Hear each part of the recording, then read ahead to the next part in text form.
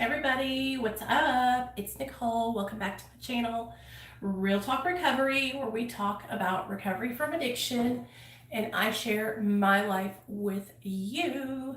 So, I wanted to pop on and just chat with you guys and ask you all some questions about some video ideas that I've been tossing back and forth in my mind. And I wanted to know if you guys, hey Bethany, would think that these were good ideas. Hey Mark. So I have some ideas and I want to run them by you guys. So we're always going to have people come on and share their stories because that's what Real Talk Recovery is about. It's about recovery from addiction. It's about helping people who are in recovery and all that good stuff, right? But what I was thinking lately here is I have a couple of movies that are like my favorite movies, and they're like movies about addiction. And I was wondering if I made some videos about these movies, would you guys want to watch them? Like I used to, hold on, let me change my shirt because it's my work shirt and I don't want to show where I work. Oh, hold on guys.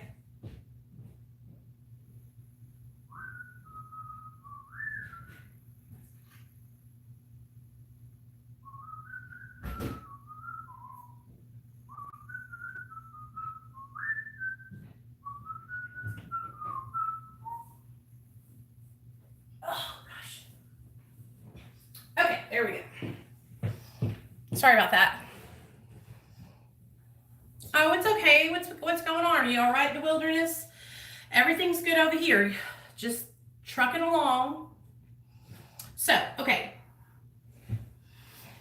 What do you guys think about me kind of like, anyways, I'm not going to say too much because I don't want people taking my ideas, and I feel like somebody will do that and then they'll beat me to it and then I'll be pissed. So anyway, just know that I've got some new content coming you guys' way. Some fresh new ideas that I've been thinking of, and I really hope that you guys enjoy them because I've been really racking my brain, trying to make sure that I'm keeping you guys entertained. And I also want to make sure that you guys are, getting the support that you all need in your recovery.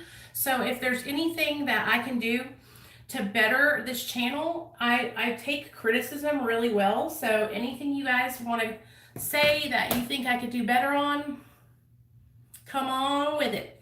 Just let me know because I want to make videos for you guys, and I want to do a good job and make you guys happy and keep you guys encouraged. Hey, Amanda.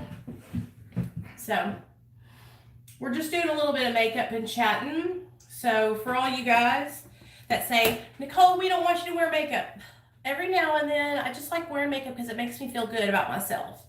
So, I do think I have a pretty face without it, but I do like wearing it too. Excuse me. Hey, thanks, Bethany. Hey, Mark. What's up, buddy?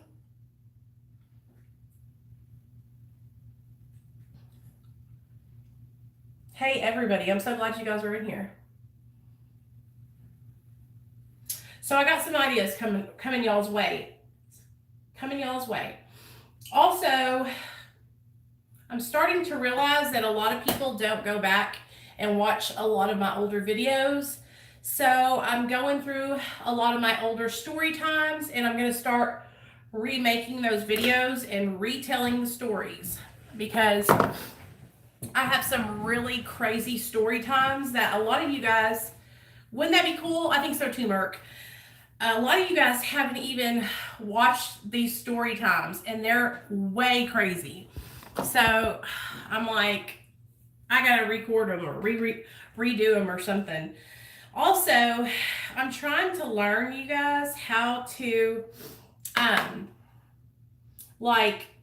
title my videos appropriately for YouTube because I'm just trying to learn so much. It's so confusing for me because it's like one day I'll put, hey Jessica, thank you. Oh, what is it? I didn't see what you said. I didn't see what you said, Mark. Sorry.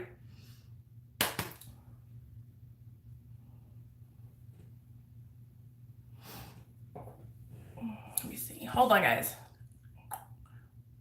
Oh, okay. So, Mark, I'm currently on 3 milligrams of Suboxone, and I take Wellbutrin and Lexapro for depression and anxiety.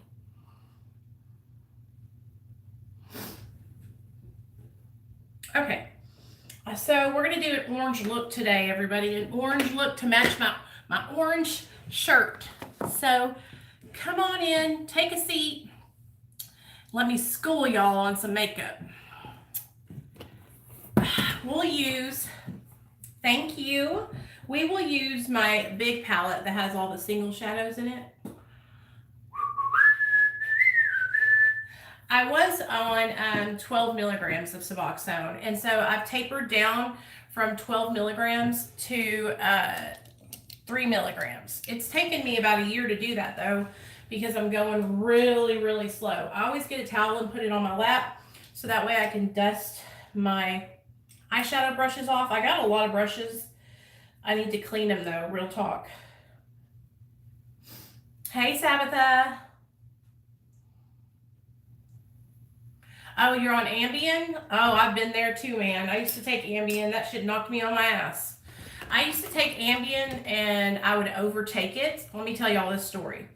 So back in the day, before I got sober, I was really, it was after me and LD broke up. So remember, I was with LD from like 2001 till about 2006 or 7. Then I caught my charge in 2008. Then I got locked up in 2009, got out of prison in 2010, okay? So in between, I'll help you with your makeup, Shay. Shay, shut up. You're so crazy. You're a man. Or is it? So anyway, so in between 2009 when I got locked up and 2007 when me and LD broke up, I was, girl, I was out there, y'all. I had so many men, y'all wouldn't even know what to do. I mean, shoot, I had a lot of boyfriends, okay? I had a lot of boyfriends, and these weren't my boyfriends. These were just dudes that I was like all about that friends with benefits life, okay? What's up, Junior? So that's all I cared about was, I'm just going to keep it real. All I cared about was fucking and getting high. Fucking and getting high. So that's what I did. I would fuck and get high.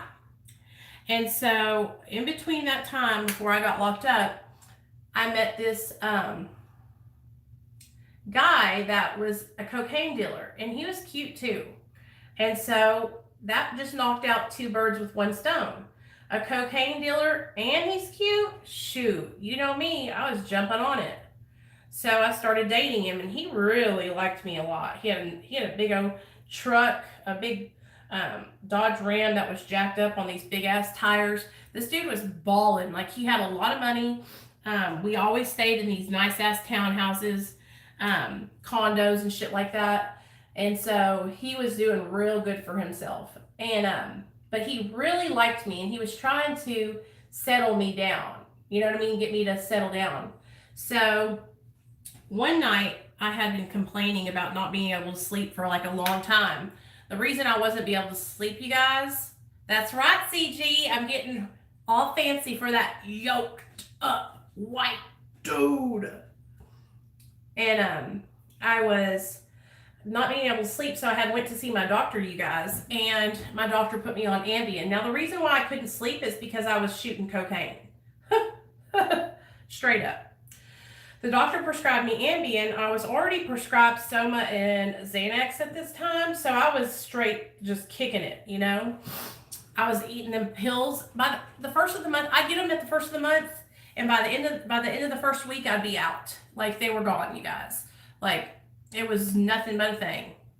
Well, I decided that I was going to take those Ambien and go to the movies with my boyfriend, with the cocaine dealer, okay? So I got me about 4 of those Ambien and I took them all. And then I drank me something and went on about my business. And we went to the movies. We didn't even get to the movie theater yet. We were just stepping out of our car, right? We had just pulled up into the movie theater, parked. I got out of the car, he got out of the car, and he was like, all right, let's go see blah, blah, blah. And I started trying to talk to him, and I was like, when you take too many Ambien, it'll make you stutter. You won't be able to say your words. It's the craziest thing. I've never had anything like that happen to me ever before. And I've had some crazy shit happen to me, you guys, while I was high. So I'm trying to talk, and I'm just going, like it was so weird. I could not get my words out. And he was looking at me, and he already knew that I was fucked up because I was always fucked up. So we went inside that movie theater, you guys, and it was the worst time I've ever had because it was like my nervous system was like shutting down. It was so scary because I couldn't say anything. I couldn't talk. I couldn't say my words. I was so uncomfortable. And I was like, you know what? Fuck that. I will never, ever take Ambien again. And so I threw them shits out the window and I never took Ambien again, you guys. See, I thought that when I took it like that, a whole bunch of them, I just thought it was going to fuck me up and knock me out, right? Hey, Avalon. But no, sirree. It literally made me not be able to talk. It was really weird. So that's one story I got for you guys. Now, let me tell y'all another story. We're just talking shit today, y'all. This isn't like a planned live stream. I'm just doing my makeup and talking shit. Okay, so I hope y'all don't mind. That's not the only time that I've been like incapacitated. So let me tell y'all another story. One of the things that I loved to do was pop Xanax bars. And I'm not talking like 1 or 2. I'm talking about 7 to 10 at a time. Xanax bars. Okay, so I was infamous for popping bars and shooting oxy. Okay, I would shoot oxy and already have bars in my system, and then I would overdose. And this is something that I did so much that they knew me by my first name at the hospital. Okay, they knew me when I was coming. They knew when they were wheeling me on the stretcher who it was. What they already knew what was going on. They knew what time it was. So I'm going to tell you about one time in particular. I've told this story before, but it's good to tell again. Okay, shoot, this story, I could tell it a million times and remember new parts of it all the time. So this was probably about 2012. Hey Nick, this is probably about 2012. I was working at Kroger. I was the produce manager. I just got moved from the deli bakery to produce. So I was working, right? And I had went into work and I had called Z. Z was my dealer, and he would come up to my job all the time. And he would bring me Xannies and bring me Roxy's, bring me whatever I wanted. Of course, I would always pay him back. I got paid on Thursdays, so he really knew that if he fronted me, he would just show up to my job on Thursday and take my whole damn check straight up. Because I wasn't going to get none of it because I would front it all out. But he would always come through for me, you know? Oh, you know, he just cared about me so much. Y'all, I remember thinking, like, my drug dealer loves me. Girl, he loves the money. He don't care about you. And that's what I thought, though. I thought he was my friend. You know, I thought he was my friend, you guys. That's what I'm trying to tell you. Like, and I knew this dude. He was my dealer for 10 years. Like, the same dude, okay? I knew him for years. I knew his family. I knew his mama. I knew his grandmama. I knew his dad. I knew his kids. I knew his baby mama. Like, I knew them all, right? I would go to their house on Thanksgiving and eat turkey with them and then get me some pills and ride out into the sunset. Like, I knew these fools, okay? Aw, Sabbatha, you are. We love you, girl. You're part of this family for sure. So, okay, yeah. I was at work. I was in the back, and I was cutting mangoes, okay? I was cutting mangoes. I was cutting watermelons, and I was listening to my music because I always got to listen to the music in the back because I didn't have to be out on the floor. And Z had brought me up some Xanax that day. So I was popped my Xanaxes, and I was just doing my work.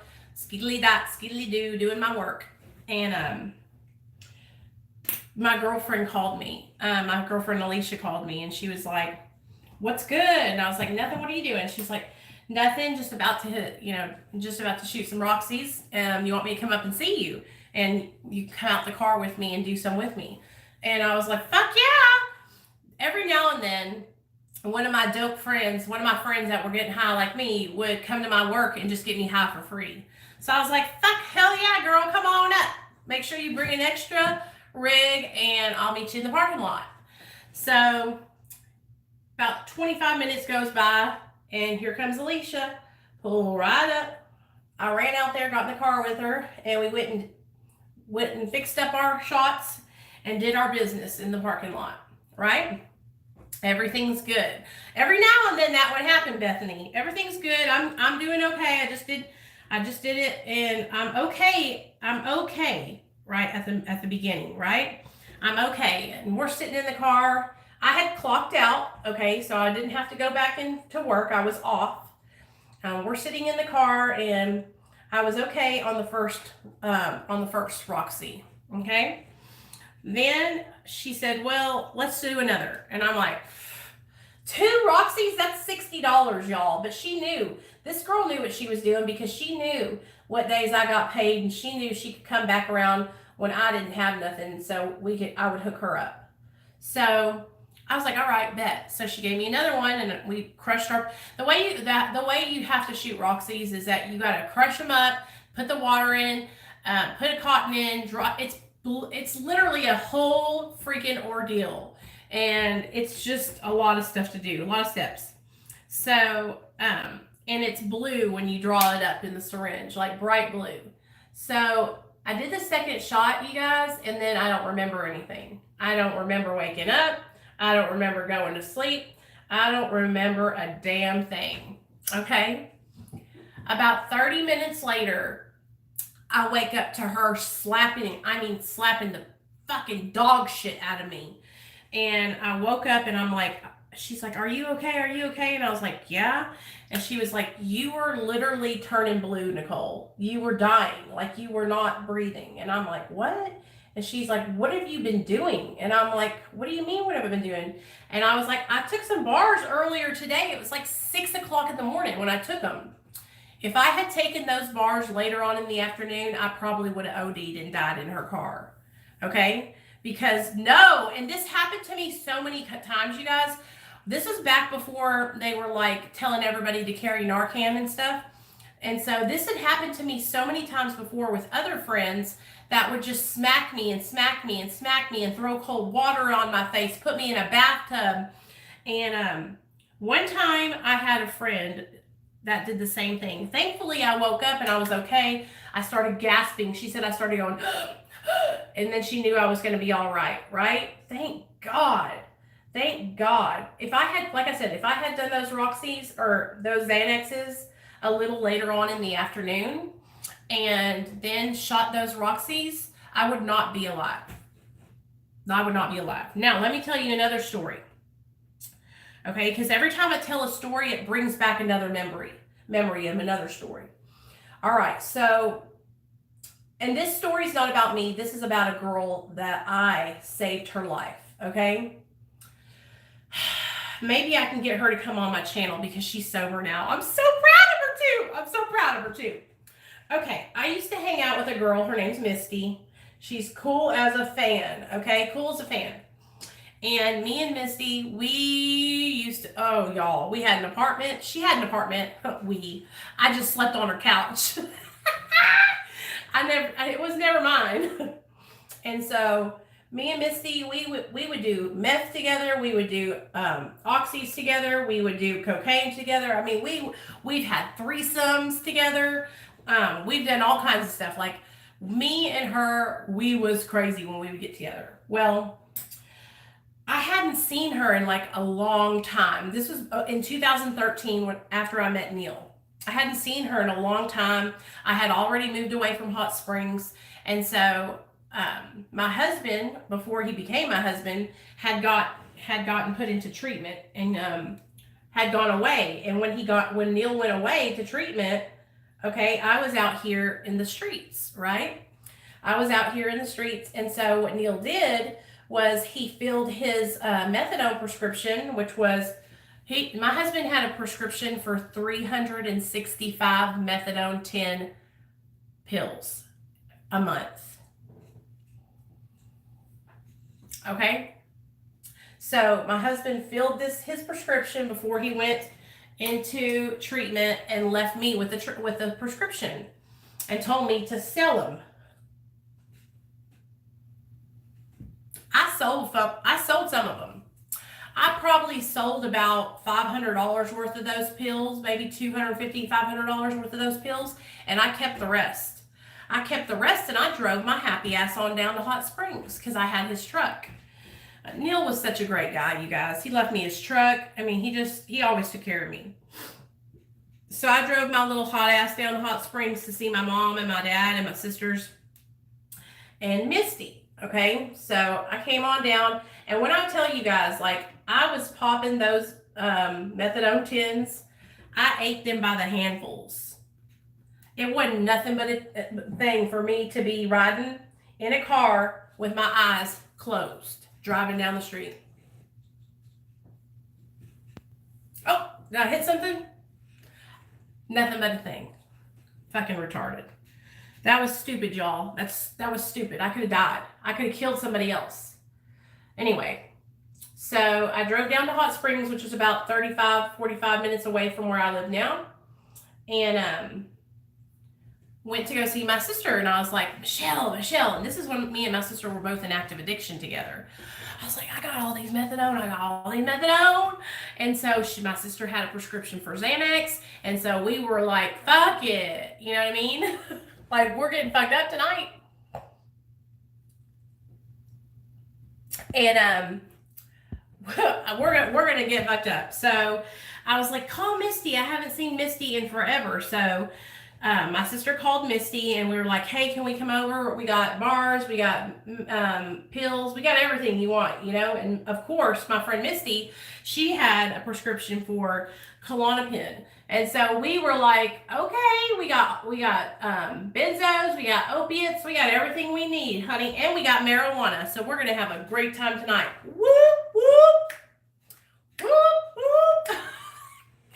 So again, my sister got in the car with me, and I drove my ass all the way down to the country road where Misty lived with my eyes closed because I was high on methadone, and now I'm high on Xanax because my sister done gave me some. And we're driving down the road, listening to music. Me and my sister, we would bump down the road and sing and fucking laugh and all kinds of shit.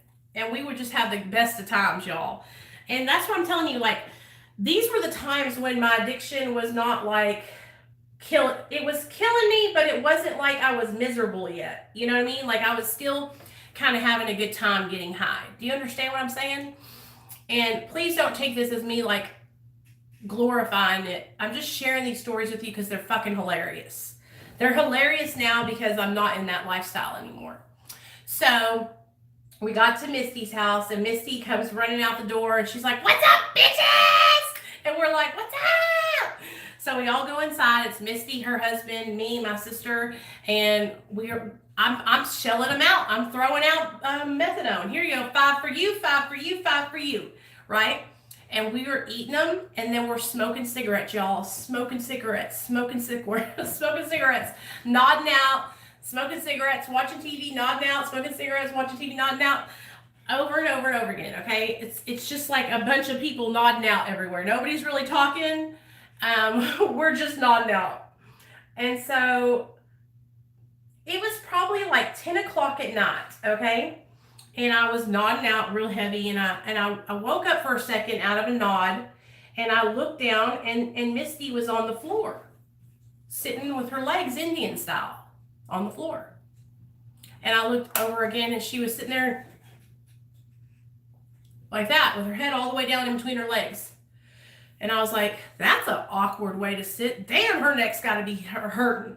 So I went over there and I flipped her back. She like this, and her lips were fucking purple. Okay, and I said, Misty, Misty, pop, pop. And she was purple, nothing. I put my ear to her, nothing, no breath, nothing. Okay, Misty, Misty. I shake her, shake her, shake her. And then her eyes would go like this, and I shake her again real hard. Her eyes would go like that, and I was like, fucking shit, she's dying, she's overdosing. Like, what are we gonna do? Oh my God. I wake my sister up, I woke her husband up, and her husband's like, we can't call the police, we can't call the police. I'm like, are you fucking kidding me? So we carried her, we picked her up, and we put her in the bathtub. I put ice cold water on top of her, put buckets of ice cubes, all this kind of shit, and she's not getting up. And so I'm like, what the fuck, dude? She's gonna die. Every now and then her eyes would go like this, and she would start like kind of going, you know what I'm talking about? That like rattling sound. And so I was like, she's really overdosed, you guys. Like, holy shit. And so I was like, no, fuck that. Like, I'm not gonna watch her die. You are fucked up. And I called 911. Bop, bop, bop. 911, what is your emergency? My friend took some medication and she is not waking up now. We need an ambulance. And so first people that show up are the Garland County Sheriff's Department. And they're going through, I have that bottle of Xanax. It's like this big, y'all. Okay, it's like the big bottle. I got that, and I got the methadone. I literally put them in my underwear. Okay, I couldn't put them in my, you know what I'm saying. I had them in my crotch. And I'm like, they're coming in the house. They're going through everything. They're picking up pill bottles. Of course, all this stuff is prescribed to Misty, right? So thank God. But I have a bottle of methadone in my underwear that's not prescribed to Misty. It's not prescribed to me either. And so I'm like, fucking shit, dude. I'm gonna get in trouble. I'm going back to jail. I'm going to prison, right? This is it. It's all over. Because I had just gotten out in 2010. So this was about 2011, 2012, right? So the ambulance pulls up shortly after they pulled up, and they get her out of the tub. And I guess they gave her Narcan. I wasn't in the bathroom with her, but all I know is that she woke up and she was extremely combative. She was cussing people out. She was flailing, all this stuff. Just like, whoa, like it was scary as hell. They strapped her down to that gurney with the straps like that, and they took her to the hospital. So me and her husband and my sister followed behind the ambulance and went up there to make sure she was going to be okay, right? And so we get up to the ambulance, and I go inside her room, and I told her, I said, I'm really, really sorry, but I was afraid you were going to die. You know what I mean? And she, of course, she wasn't mad at me. She was like, thank you so much for calling, because I can't imagine what would happen if I didn't wake up, if I died, you know? And I'm like, she told me she wasn't mad at me, because, you know, a lot of times whenever somebody's going through that and maybe they're not all the way overdosed, they'll get mad at you for calling and saving their lives, you know, because maybe they think you overreacted or something. And that's what I was afraid that she was going to think, that I overreacted, but I didn't, you guys. Like, they had to give her Narcan, and they had to hold her there in the hospital because she was so messed up. And, you know, I'm going to tell you one of the things that always scares me whenever you guys come in here and you tell me, those of you guys that are on methadone, and you tell me that you're prescribed benzos with it, like your doctor prescribes you Xanax and methadone. It really, really scares the shit out of me, because every time I've ever overdosed on anything, it's been because I had benzos in my system. And so that's why I always get really worried about you guys when you tell me that you're on a benzo along with an opiate, because it can kill you. It shouldn't be on both of them. I don't believe you should. I don't care what anybody else says. No one should be prescribed benzos and opiates together. It's literally a death trap. So that was that story, okay? Yes, the mod squad is amazing, aren't they, you guys? Thank y'all for saying that. And our mods work really hard in here, you guys, because I want when, so we're just, like I said, we're just chatting today. We could go from 0 to 100 real quick in here. So when you come to my channel, I want it to be a place where you guys feel welcomed. You know that you're safe here. You can share, if you're struggling, you can talk about, your situation if you're struggling with your recovery, and you can know that when you come in here, there's going to be somebody that's probably been through what you've been through that can help you in the comment section. And I feel like we've done a really good job, you guys, of helping people, have support with each other. So, okay, so that was that story about my friend Misty overdosing. And that was, for me, I will never not call 911 when somebody overdoses. I don't care if I am going to go to prison for the rest of my life. I will never let someone die on my watch. I don't roll like that. But I'm going to tell y'all something. And every time I think about this, it makes me really emotional, because it just goes to show you the kind of people that I was surrounding myself with. There were many times where I would overdose and no one would call anyone for me. There was one time in particular that I overdosed in a house full of people. I had hundreds of dollars in my wallet. I had just gotten paid. And I called all these people my friend. And I had been shooting oxys all day. I had been popping pills, taking Xanaxes all day. And I shot one too many oxys and I overdosed. I started not breathing. My lips were turning purple. I was gurgling, all that stuff, the rattling in the chest, everything. And instead of calling 911 and doing what they needed to do to save my life, they sat me outside on the front porch. Luckily for me, one of my friends, who is actually a good person, pulled up in the driveway and found me on the porch, blue in the face and not breathing. She was a registered nurse. She was a drug addict also. And she put me in the back seat of her car and rushed me to the emergency room. I've probably been in the ER 17 times for overdosing. One time that I can remember that was the scariest, was I was at my friend Tara's house. I had been up for 13 days on methamphetamine, and I was hallucinating. I was seeing demons. I was seeing people from my job. Oh, they took all my money. Yeah, every bit of it was gone. I left that part out, sorry. They went through my shit and took my money, all of it, my paycheck. I had just gotten paid from Kroger. What was I saying? Oh, the scary part. I was at my friend Tara's house and I had been up for about 13 days. That night I had been up and one of her friends got mad at me, this girl Amy, right? This girl Amy got upset because her man called asking where she was at. And I was like, I don't know. I think she's at so-and-so's, right? Well, Amy got pissed because I said where I thought she might be. And she came over there that night at like 2 o'clock in the morning and was like, Nicole, come outside. Okay. Now I'm high as a fucking kite. I'm probably a buck 15 dripping wet, fucked up, right? I walk outside and this bitch fucking cold cocks me right in the fucking face. Bam! I mean, before I didn't even know it was coming.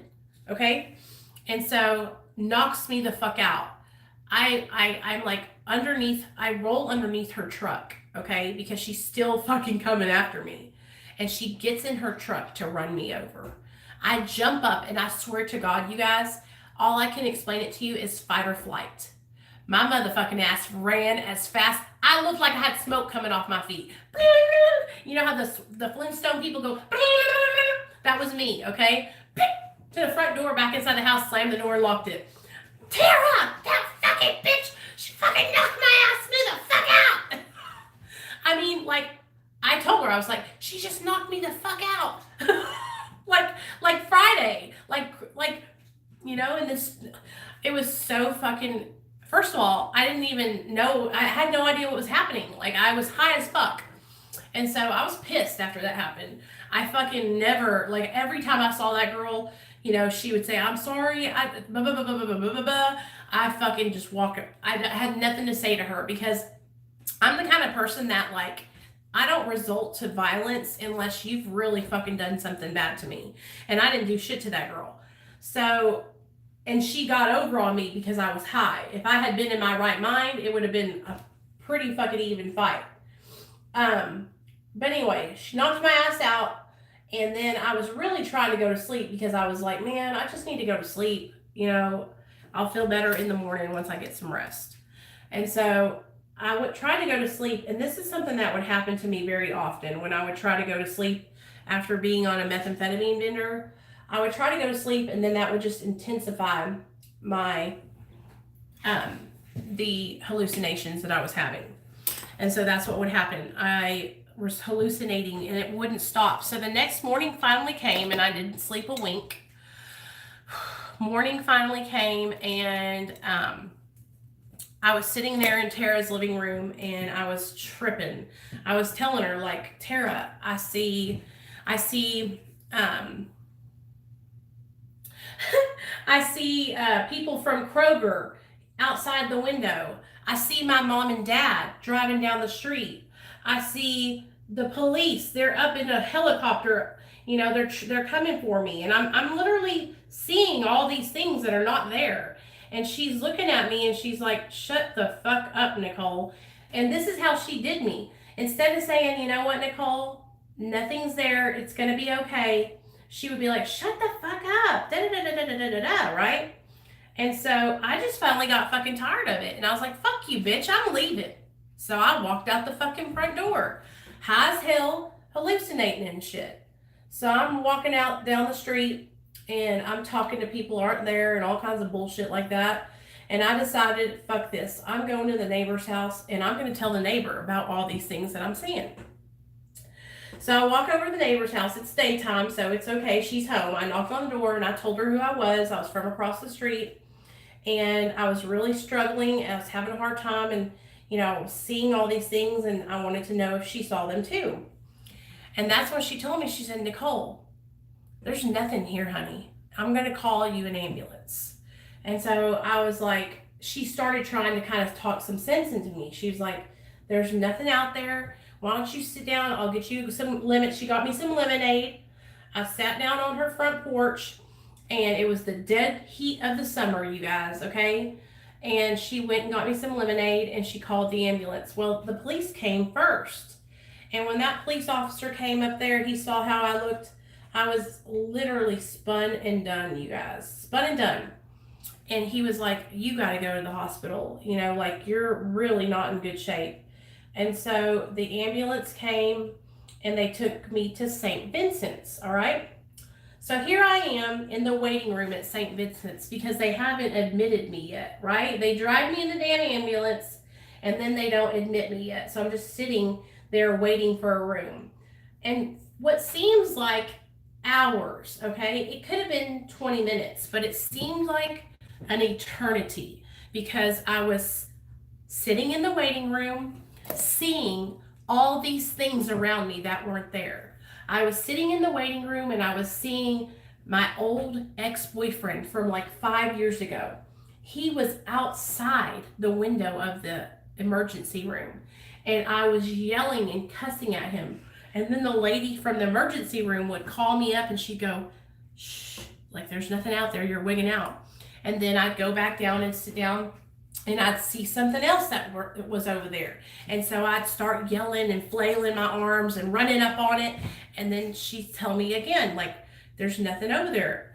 Okay, and they were being so nice to me, you guys. Like, I'm surprised they didn't just call the fucking police and throw me in jail.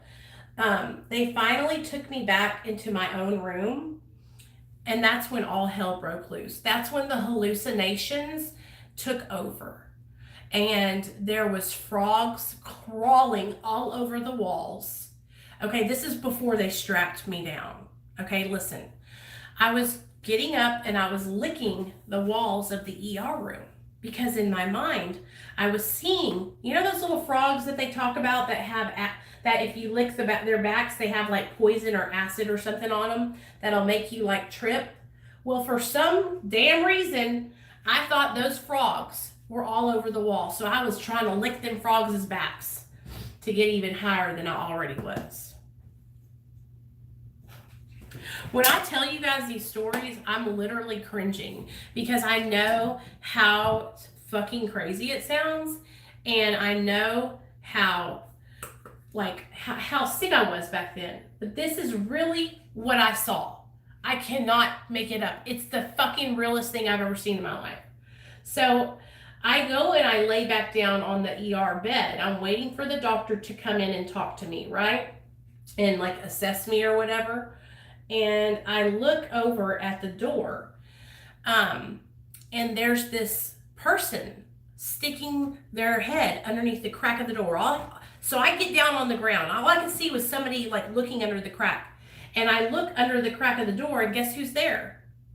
Miss Frida from Kroger. So I'm talking to Miss Frida. I'm like, Miss Frida, you know, trying to talk to her through the crack of the door. And then I look behind her, and there's this other lady I used to work with, only they're both smoking crack pipes, the stems of a crack pipe. And then they're blowing it under the crack of the door. And so I jump up and I'm sitting back on the bed, and all I see is the smoke billowing underneath the door, coming up like this. Crack smoke. That's what I think. This is what I think is happening. That there's crack smoke all coming up underneath the door, and that these ladies that I used to work with at Kroger are blowing the crack smoke in at me. So the doctor finally comes in and he's like, you know, what's the problem? What's going on? And I'm telling him the ladies that are blowing the crack smoke outside, the frogs that are on the wall, all these things that have been happening to me all day. And that's when he takes my blood pressure and my heart rate, and he asks me, have you done bath salts? And I'm like, no. And he's like, what have you done? You know, and I told him I shot cocaine, I shot meth, and I shot some Roxys. That's it. I haven't shot any bath salts. I've never done bath salts in my life. And so what he does, because he knows that I'm under the influence of illegal substances, is he gives me a shot of Thorazine and a shot of Halidol. Okay? In hopes that these shots will knock my ass out so I can get some sleep, right? So I am not getting knocked out. The Thorazine and the Halidol, I ain't touching it. I'm fucking up and down, running around, tweaking, twacking all over the place, fucking going to the toilet, coming back from the toilet, looking underneath the door, slamming the door, yelling at people. I'm just a fucking hot mess. And I'm starting to become like irate. You know what I mean? Like at first I was like, kind of like, you know, not acting too crazy. I was acting crazy, but I wasn't like irate and loud. But now I'm like starting to become combative and shit. And so they decide that they're going to strap me down to that gurney, to the bed. And so they come in and they strap me down with the things on there like this, and it's like leather, and then the things down on, the strap thingies on my ankles.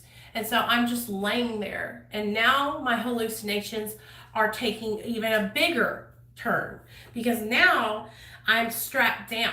And so what I think is going to happen is I think the doctor is coming in, and I think that he's going to perform a lobotomy on me. Okay? Like, I'm serious, you guys. I cannot even tell you how scary this was. I was so afraid. So the doctor and the nurses are like, they cannot believe that I'm not asleep yet. Okay? Like, they're like, wow, this poor girl, she's really on one. Okay, so they call my mom and my dad. Okay, they call my mom and my dad, and my mom comes up to Little Rock because that's where I'm at, which is, like I told you guys before, it's about 45 minutes away from where my parents live in Hot Springs. And so they come up there to see me and to check on me. And while they were driving up there, I went into a coma. I went into a coma, a medically induced coma, for 7 days. It was a coma because my internal organs were shutting down. Okay? It was a coma because the doctor shot me up with Thorazine and Halidol twice, trying to get me to come down. And between being dehydrated, between not having any food in my stomach, between being shot up with Thorazine, Halidol, yes it is, Thorazine, Halidol, cocaine, methamphetamine, all these different drugs that I've been shooting up, right? My body is shutting it down. I'm dying. Okay? And so my mom finally gets there, and that's when the doctor tells my mom that I'm in a coma, that my internal organs are shutting down. And so my mom stayed there with me, you guys, the whole 7 days, and prayed over me and prayed over me and prayed over me that God would deliver me, deliver me from that and bring me out on the other side of things healthy and okay. Well, I guess 7 days goes by, and I woke up on the 7th day. Finally woke up. And my mom was sitting there beside me, and she said, "Do you know how long you've been here, Nicole?" And I remember saying, "No. What are you talking about?" And that's when she told me that I had been in a coma. And she started crying. And I remember her crying and leaning over the bed and holding me, crying. And in my mind, all I could think about is how I needed to get out of that hospital so I could get high.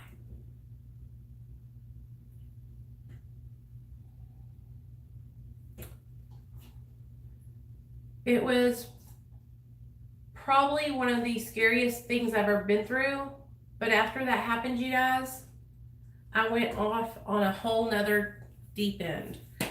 I went off on a really bad run. And I didn't come back and get sober until 2015.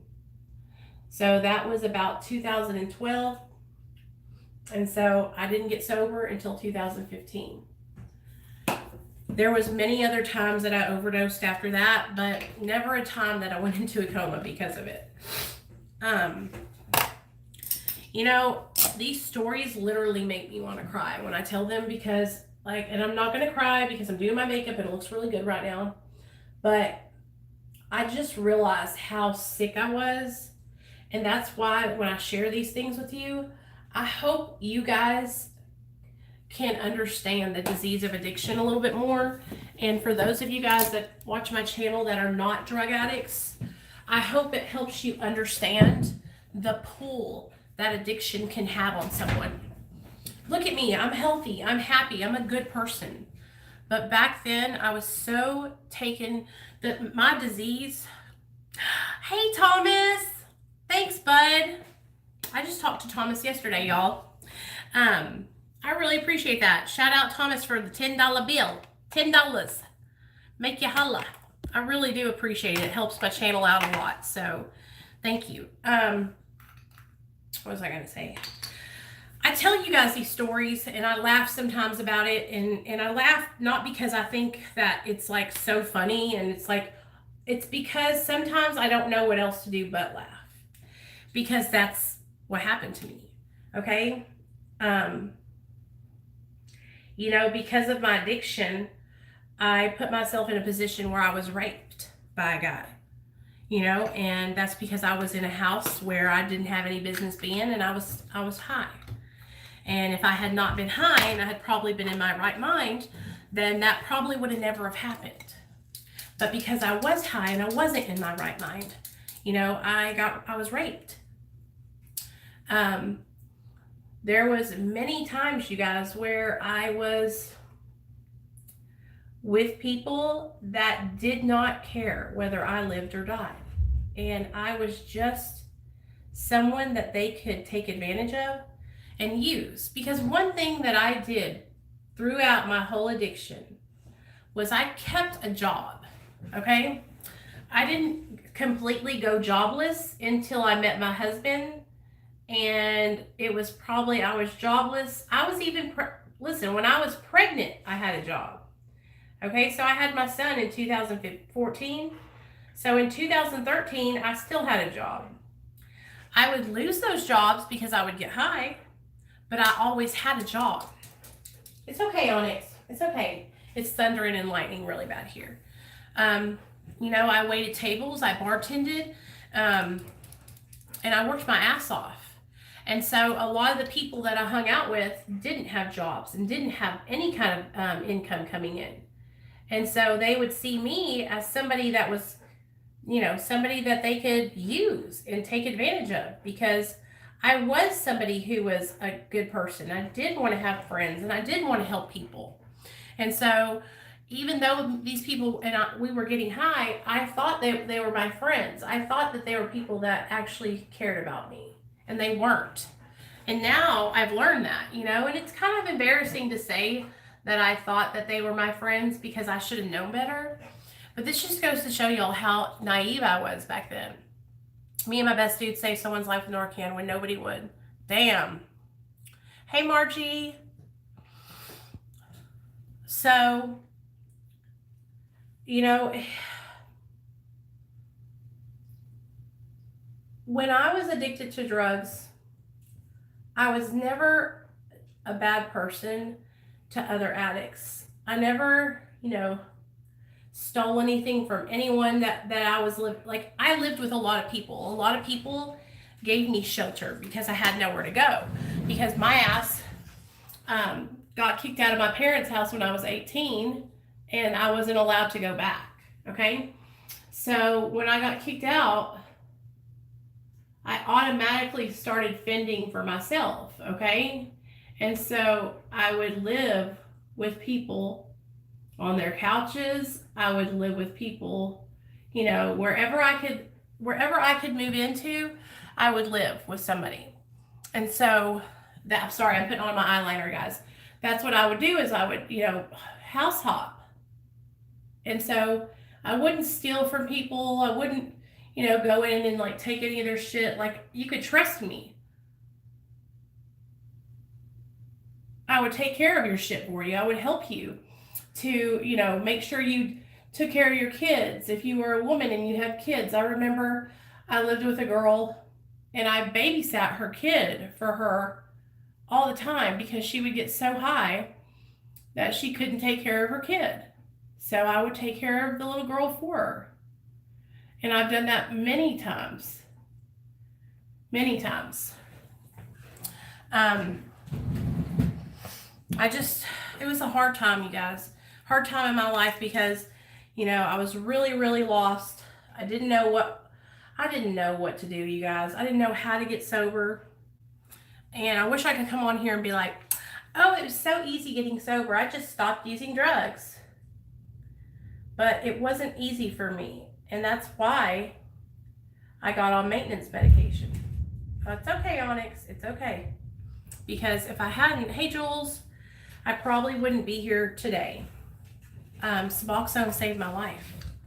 That's why when people dog it out and make fun of people that are on maintenance medication, it pisses me off. Because it literally saved my life. I would not be here sharing my recovery journey with you guys if I hadn't got on it. And that's the truth. I'm so grateful and thankful for medically assisted treatment. So, that's my story and I'm sticking to it. Did you guys enjoy that little story time? I love sharing these stories with you guys. I hope they help you. I hope you understand that when I share these stories, like I said, it's not me trying to glorify that old life, because I don't want to go back to that life. Okay? I hated that life. At the beginning, it was all fun and games, but it got to be real bad real quick. And I sacrificed a lot because of my addiction. And I lost out on a lot of very amazing opportunities. Because if y'all haven't noticed something about me yet, y'all haven't noticed, I'm a hell of a fucking worker. I work my ass off, okay? I work my ass off at my job. I work my ass off on my YouTube channel. I work my ass off at everything I do. And when I want to do something, I put my mind to it and I kill it. And so, that's how I was when I was in my addiction. I was balls to the wall. When I wanted to get something done, I got it done. It didn't matter if it was good or bad. I was going to get it done. And so, having you guys here, it means so much to me. You guys have changed my life forever. And I'm just so grateful to have the Real Talk Recovery family. Hey, Sabbatha. I'm doing well. I'm watching The Pharmacist. Oh, what do you think about it, Jules? So good, huh? How's my makeup looking, y'all? So,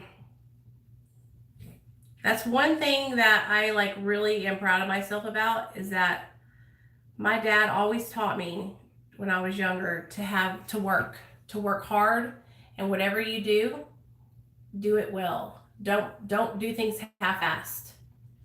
And so I've really been working hard on my channel and you guys, and being here for you guys, and supporting everyone, because I don't want to just do this half-assed. I want Real Talk Recovery to be the best recovery channel on YouTube. So, and recovery is what I'm about. I've thought about doing different things and changing up what I talk about on my channel, but honestly, you guys, I'm so passionate about helping people find recovery, and I'm so passionate about all-inclusive recovery that's not just AA or NA, recovery that's recovery for everybody. You know what I'm saying? And so that's why I love doing my channel so much, because it's like my passion. It is literally my passion.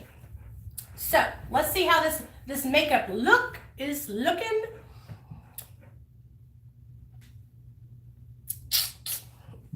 Okay. It's okay, Onyx. Any of you guys have any questions or comments or concerns? I'm listening.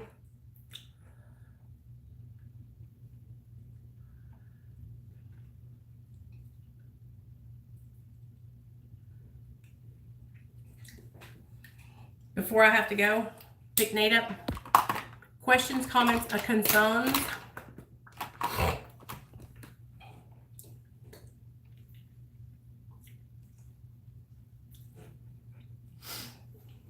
Or any requests?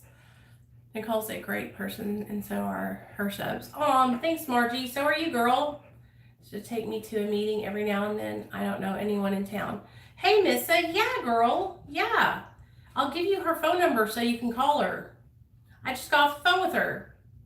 I was going to try to get her on the channel, but she's such a little toot. She's afraid to be on camera, because I wanted her to come on and talk to you guys about her recovery, because she does a different kind of recovery than I do. Oh, really, Margie? I love makeup. I just like wearing it because it's fun for me, When is Big Sick coming on? Is it today at 3 or tomorrow? Leroy, tomorrow at 3. Wednesday at 3. And I'm really excited, you guys, because listen, I support Big Sid.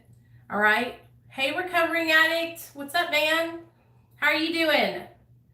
I support Big Sid, you guys, and I love him, and I'm so upset about all this stuff that's been going on in the prison community. I'm really disappointed in a lot of these guys.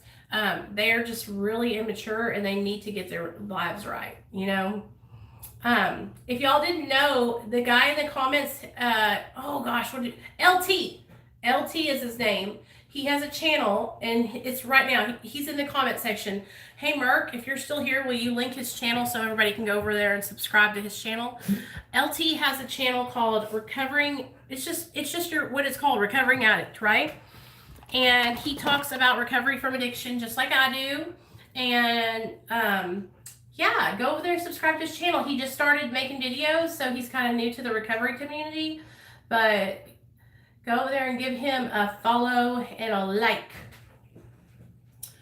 Yes, Ash, I totally agree. Sid is an amazing, amazing guy. What's up, Seth? So, you know, I've been thinking about, you know my whole thing on YouTube, you guys. I'm a live streamer. Thank you, Leroy. Appreciate it. Thank you for subbing to him. I'm a live streamer. I love live streaming. I love interacting with my subscribers. That's why I love doing this, because I can talk to you guys. And so I was thinking about it because I was like, man, do I just need to stop live streaming? Thank you, Hungry Ghost. Thank you, guys. Thank you so much. Do I need to quit live streaming and just do pre-recorded videos? Because, you know, every time I just want to make sure that I'm doing the best thing for you guys. And then I thought about it and I prayed about it. And I'm like, Nicole, you are here to help people, and the way you do is by connecting with them and working with them online, and so on one-on-one, you know, where I can talk to you guys and I can see your comments. And so, you know, the smart thing to do would be to stop live streaming, because YouTube, you know, live streaming is not lucrative when it comes to YouTube. But I'm not going to be smart, and I'm just going to keep on. Oh, yeah. Thanks, man. That's what I'm saying. I'm just going to keep on doing my lives because I know that you guys enjoy being able to interact with each other. And this is not about me making YouTube big bucks. It's about me helping others. And this is something that I've learned from my recovery and from YouTube. I've learned that as long as my motives are pure and I'm doing things for the right reason, everything's going to work out. And so my live streams may not be a big thing for me to monetize or for me to make money off of, but because I'm doing the right thing and I'm helping other people, then all the things that need to happen for me in my life, they're going to fall into place, and everything will happen when it's time to happen. Hey, Timothy.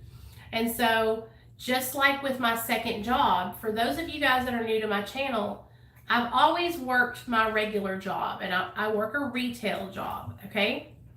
But at the beginning of last month, I started a new job on social media or for a company that works with different treatment centers. And so the only reason I was able to get that job was because I met these people on YouTube. And so that's such a blessing for my family, you guys, because like I was telling y'all before, we're not rich. We don't have a lot of money. My husband works very hard. And so I have this second job now helping addicts. And I never would have been able to do that if I hadn't met the wonderful people that hired me here on YouTube. And so that's what I'm trying to show you guys, is that everything is going to happen and everything will fall into place, just like it has done in the past for me, just like it did with this job that I have that's helping my family, you know? And so this is a big deal to me, you know, that having that job, helping other addicts and getting them help that they need, I take that so seriously, you guys. Like, that is literally my mission in life, is to help addicts find recovery, whatever that may be for them. Recovery looks different for all people, right? Recovery for me is I'm on maintenance medication. I'm on 3 milligrams. Hey, Manny. I'm on 3 milligrams of Suboxone, and I'm currently I'm tapering off, you guys, which, are you okay, Onyx? I'm really, really proud of myself because I was on 12 milligrams, so it's going to take me time to get completely off. But, you know, that's my recovery, and I work a 12-step program, and I also do the meetings here with you guys for Mara. And so that's like how I stay sober. I also just started sponsoring a girl, and we're going to start going to meetings together here here where I live.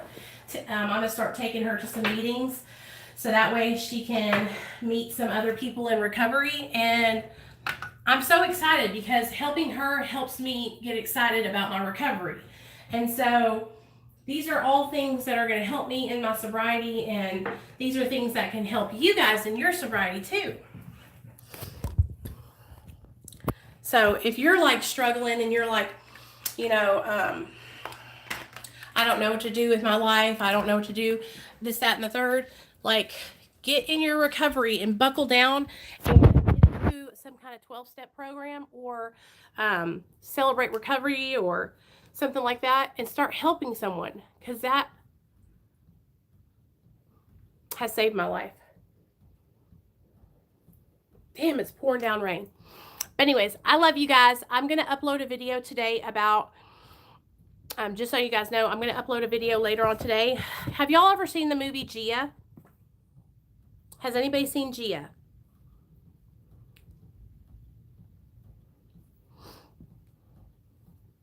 Well, anyways, I'm going to upload it. Okay, Hungry Ghost Awaits. I'm going to upload a video kind of talking about that movie, you guys, because it's literally one of my favorite movies in the whole wide world. And so I'm going to talk about that.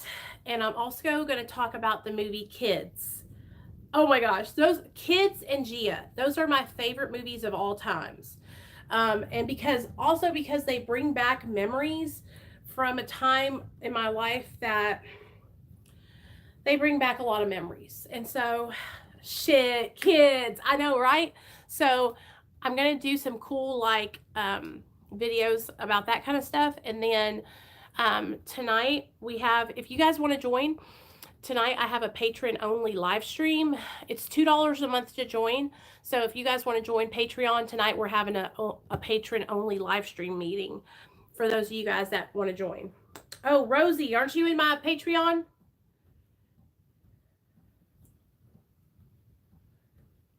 Hold on, let me see. Kids really messed up my head. Oh, sorry. I love the movie 13. Yes, I love that movie too.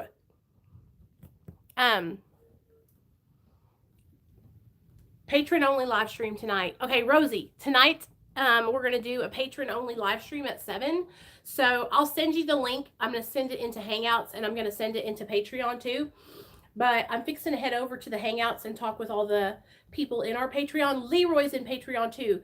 I'm so excited, you guys, because I want us to have like another one-on-one meeting where we can all get to know each other.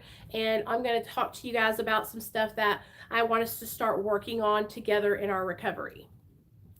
Bye, Wilderness. It's so sad because our boys look up to him so much, and he is truly a great dad. But as with any addict, you can't be a good parent if you are not present. I know that's right. Krista, totally makes sense. How's everything doing, girl? You need to call me. Okay, Leroy, I hope you can make it too, Leroy, tonight. So we're going to have a meeting tonight, patron-only meeting. And, yeah, I want you guys to come and be there. So y'all join my Patreon, $2 a month, and come hang out with us tonight. It helps your girl out, so that way I can do these damn 20 hours a month of meetings. Y'all do realize that I live stream over 20 hours a month.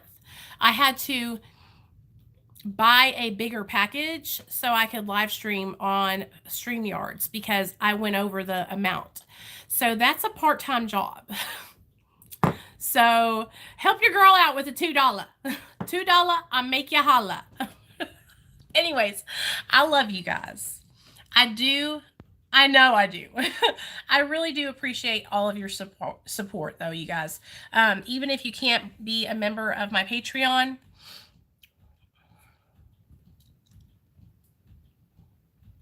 Yes, Jules, call me. Call me right now, Jules.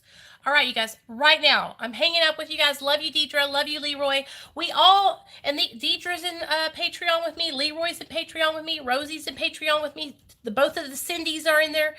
Like, it's a pretty big group of people. So if you want to join and like come hang out, it's just a more personal group because it's smaller, and this is going to be our second live stream together, so I'm really excited. But anyways, I'll let you guys go.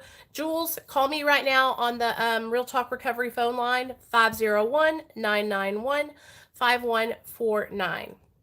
I love you guys so much, and thanks for all the support no matter what. Even if you can't join Patreon, I still really do appreciate you guys' support here on my channel. All right, sharing it out, telling people about the channel, watching my videos, all that kind of good stuff. Okay, guys, I love y'all. Hope y'all enjoyed the little story times, and